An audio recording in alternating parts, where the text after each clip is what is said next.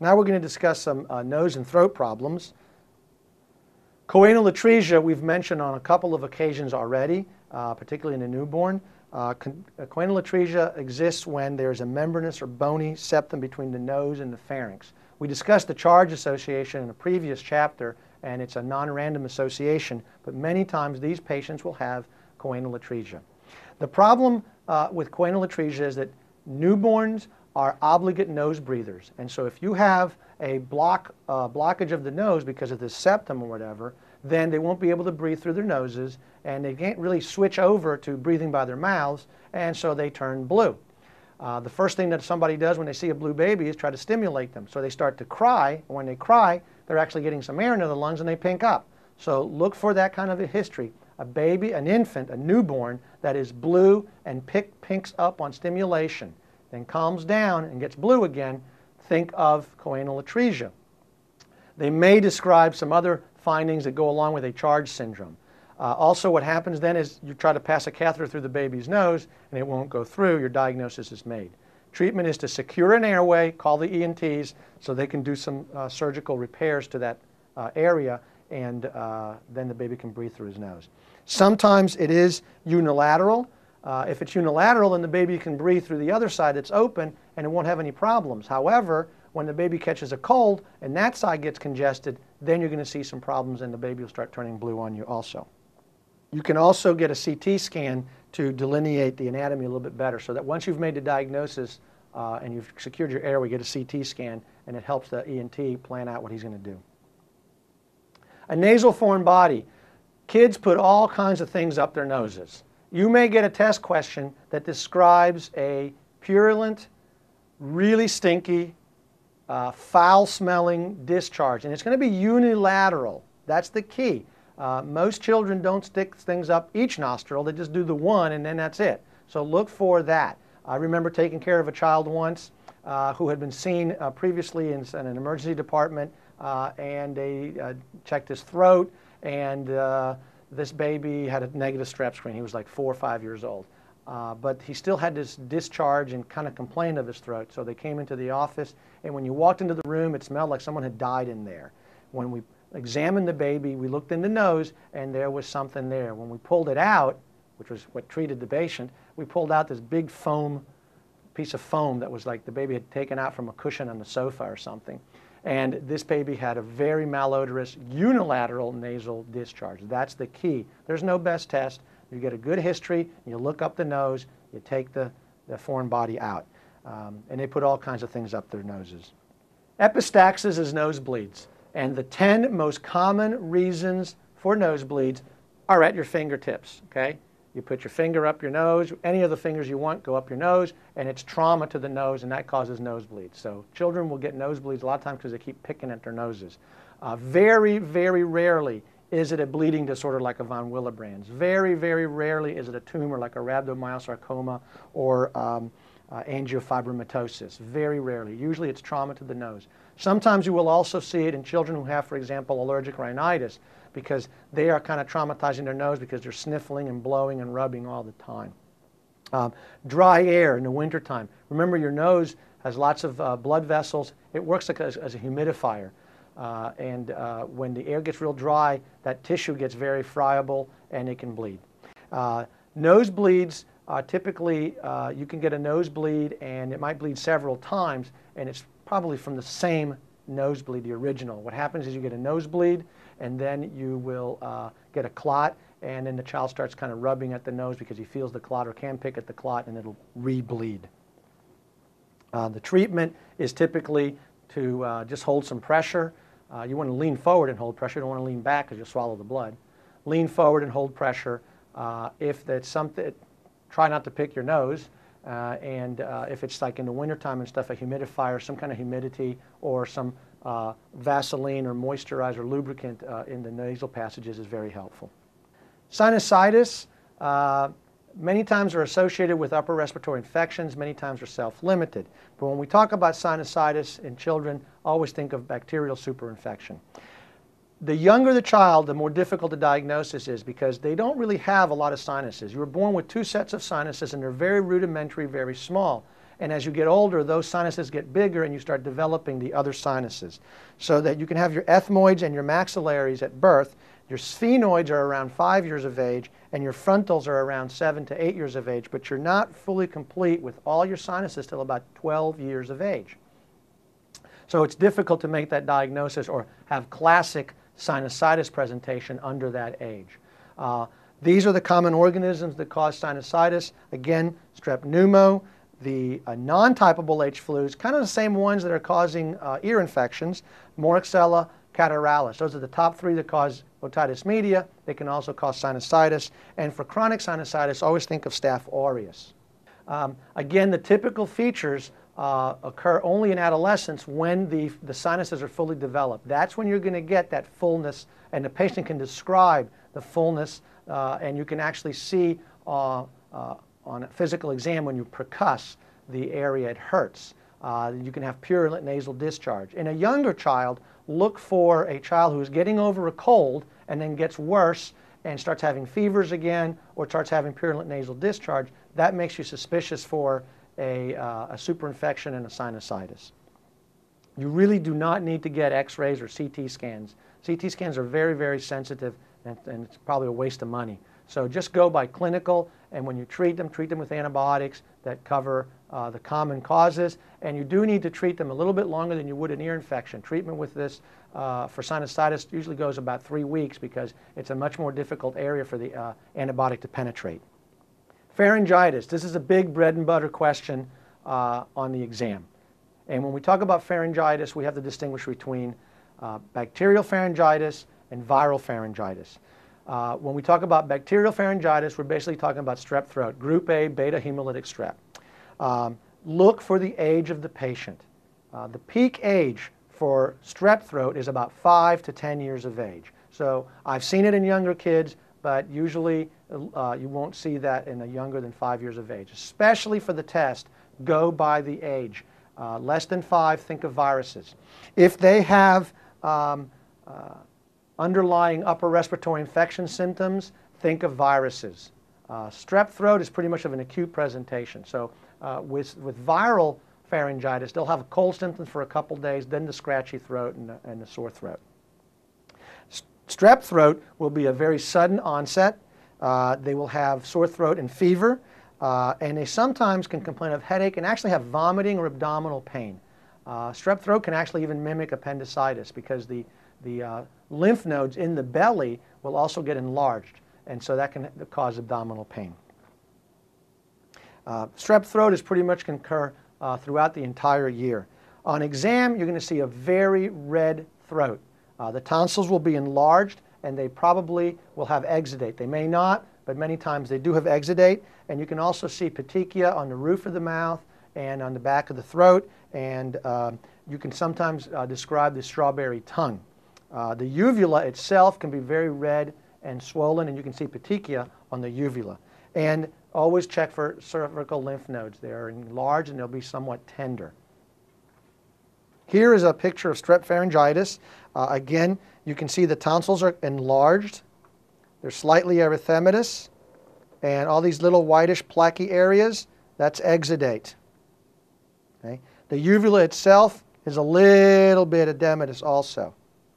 When you do your diagnostic test, the first test you're going to do is a strep screen and save some of the for a throat culture, and you want to swab both tonsils, and you also want to swab back here to posterior pharynx. Those are the 3 spots that you need to touch when you are swabbing for a strep sample, and most likely it'll gag the patient. This is what we call kissing tonsils. They are meeting at the midline. Now you don't know if that's strep throat or not. You can't tell by looking at the throat. And that's very important. Even though we just gave you some things that make you more suspicious for strep versus viruses, you can't tell just by looking at the throat. Some of the worst throats that I've ever seen or that are reported are actually viral. So you have to do the test. These are palatal petechia. All these little reddish areas are palatal petechia. They can extend down into the uvula even. Very common with strep throat, but not pathognomonic. And you can get a rash with strep throat. Just like scarlet fever, we call it scarlatina. So they get this erythematous blanching, fine rash. It can occur anywhere on the body. Sometimes it's raised. Sometimes it'll feel like goose pimples. And it's very common in flexural areas. So you can look for it in the inguinal area and also in the antecubital areas. Viral pharyngitis, like I said, is usually associated with upper respiratory infection symptoms. So look for a child that has had preceding cold symptoms. There's also, we talk about pharyngeal conjunctival fever. This is usually adenovirus. So these patients will have conjunctivitis and pharyngitis. If you see that, think of a virus, particularly adenovirus. Coxsackie virus can cause pharyngitis. We talk about herpangina. We talk about hand, foot, and mouth disease with Coxsackie virus. Now, hand, foot, and mouth disease will cause a pharyngitis, but you'll also see typical lesions on the hands and on the feet, but sometimes everywhere else. And there are these little vesicular lesions or even pustular lesions on an erythematous base. This is a child with pharyngitis, probably viral. It's a little bit red. Actually, this patient doesn't even have tonsils. You can just make out a little bit of tonsillar tissue right down here.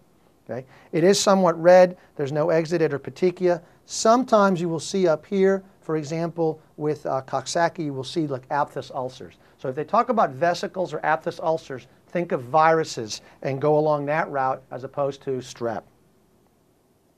This is Coxsackie virus right there.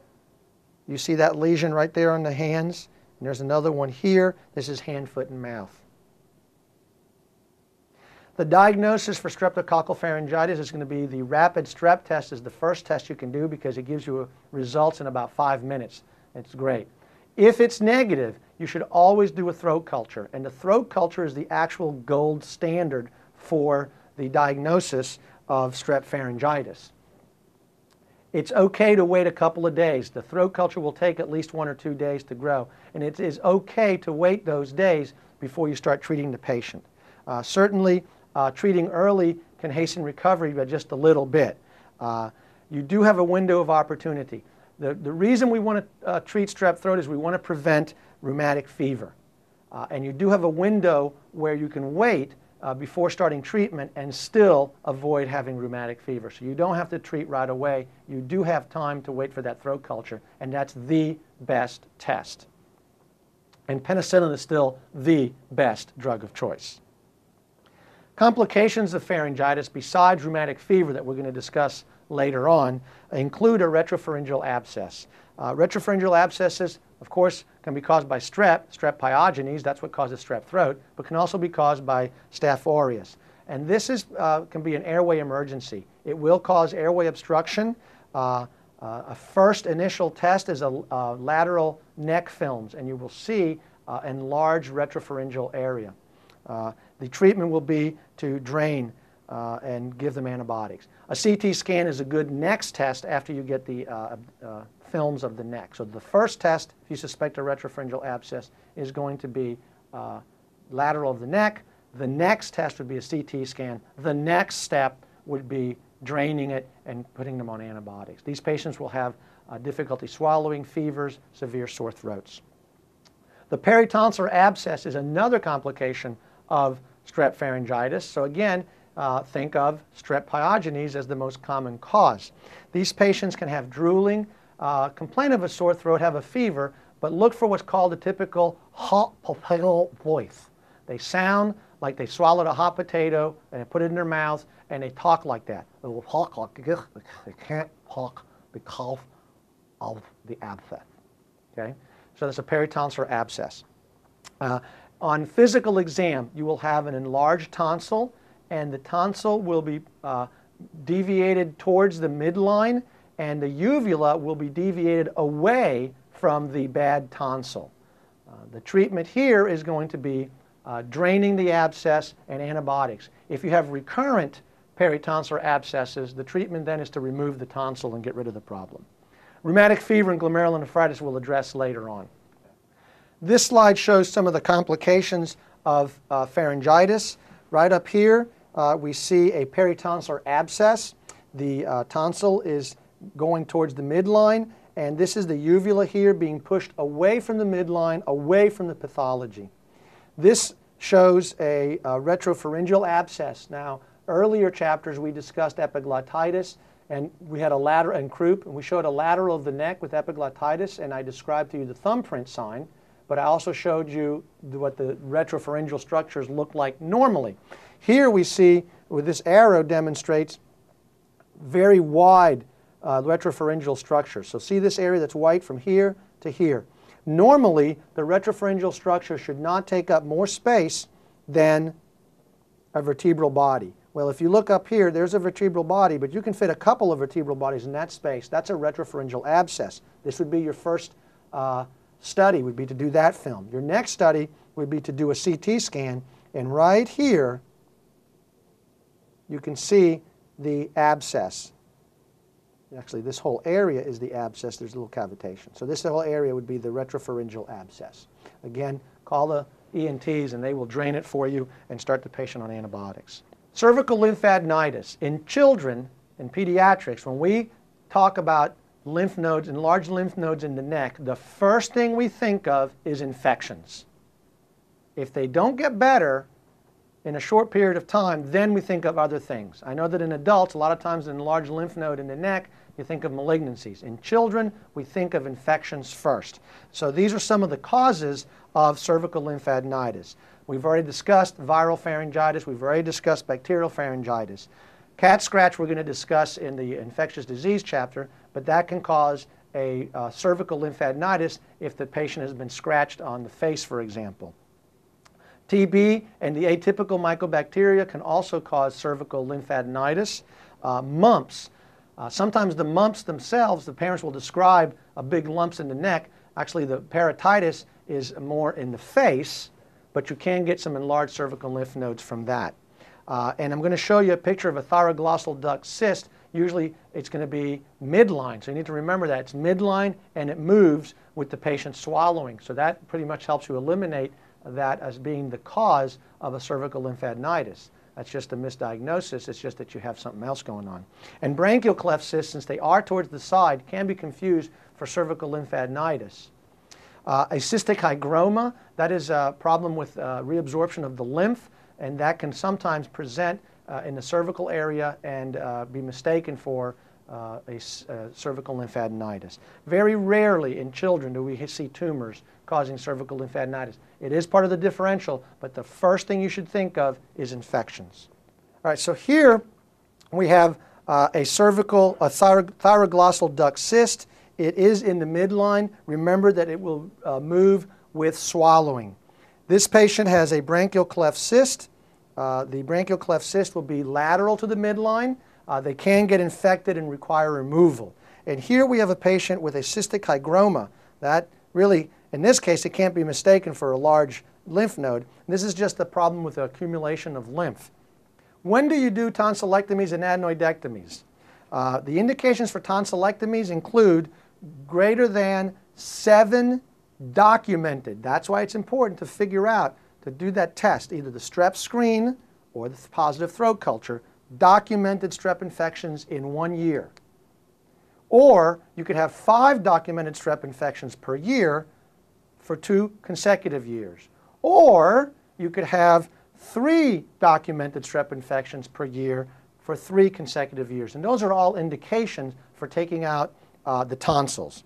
Certainly a unilaterally enlarged tonsil, if there's a suspicion of neoplasm, that needs to be removed. This is very rare in children. Adenoidectomy is recommended when there is chronic nasal and sinus infections or recurrent sinusitis failing treatment. Maybe the adenoids need to come out.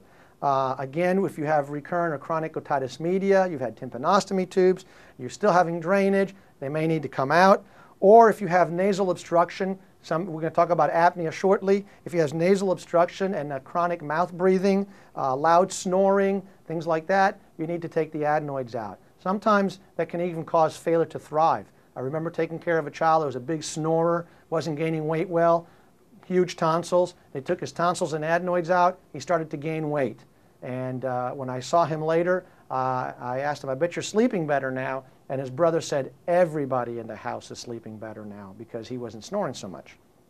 When do you take the tonsils and adenoids out? Again, upper airway obstruction, like this little boy that was having failure to thrive. So they can have apneas or sleep disorders.